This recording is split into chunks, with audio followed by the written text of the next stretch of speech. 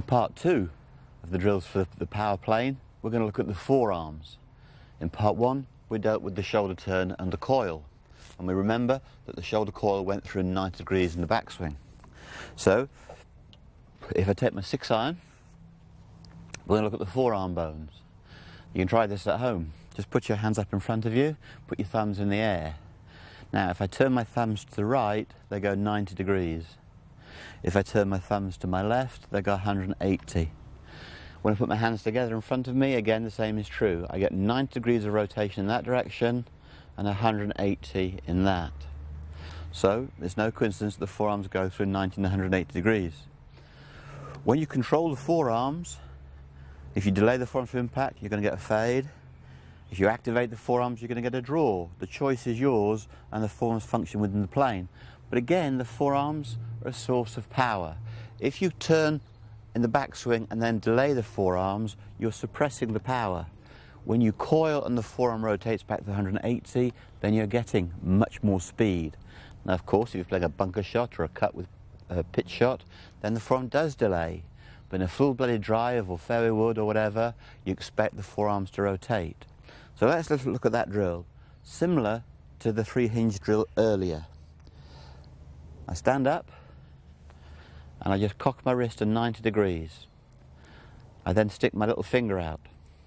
Now keep my little finger still, I rotate my forearms 90, the club goes from 90 degrees to horizontal. I then rotate 180 going back. So I'm keeping my little finger pointing at the camera lens, and that is the axis of my rotation. Now this is forearm rotation. If I put the club in a straight line, you can see it for what it is. The club face rolls. A lot of people say, oh, you're rolling your wrist, Luther. No, I'm not rolling my wrists. This is wrist cock. When I show you this, this is forearm rotation. It is forearm rotation that controls the angle of the face within the plane. So let's lift the club head up, little finger out, 90, 180. This is the windscreen wiper drill. It's quite obvious why. Let's imagine it's raining a bit harder now. So if you work this, okay, the forearms are working, you're creating speed, you'll feel it under your rotator cuffs, your lats will start to burn a little bit, but you are creating more speed. When you then go into the shot, you will feel the forearms working more quickly. Let me demonstrate that with a 6-iron. So here we go, prepare, I'm going to coil and release my forearms for free. Coil and release.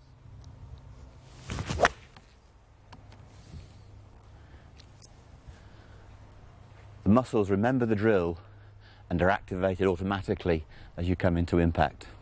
So, we've just done the windscreen wiper drill where we've hinged the wrist and the forearms have rotated backwards and forwards. But we can include a similar drill in what we call the baseball drill. So we hold the club opposite the sternum and very simply we swing the club in a horizontal plane. But let's just use the 3 elements, wrist, forearm and shoulder. That's the swing plane. Let's do the follow through, wrist, forearm and shoulder. But when you mix them, you see now why I call it the baseball drill. We're keeping the club level with the floor. The club is opposite my upper sternum. It stays in that relationship all through the swing, basically. The butt of the club rises and rolls and drops to roll and rise again. But in the baseball drill, and if you do this in front of a mirror or a reflection of yourself, you'll be able to see the club head stays at the same height back, through and into the finish. So the baseball drill is a good overall drill. Then when you've done the baseball drill, all you have to do is tip forward and hit a shot. So let me show you. I'll measure off, do a few baseball drills, blend in the 3 ingredients, then tip from the hip and just hit the shot in plane. Here we go.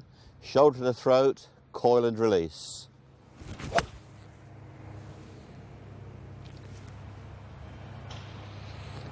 I always love the thing about a drill.